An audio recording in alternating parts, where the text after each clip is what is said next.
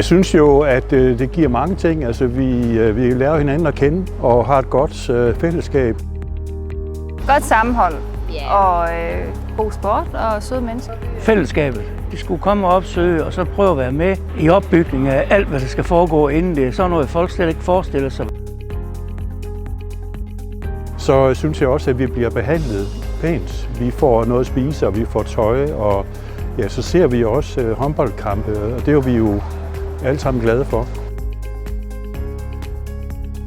Nu er vi jo et ekstra godt team. Det er et meget sjovt spil, vi har kørende, og det er det, der giver gnisten.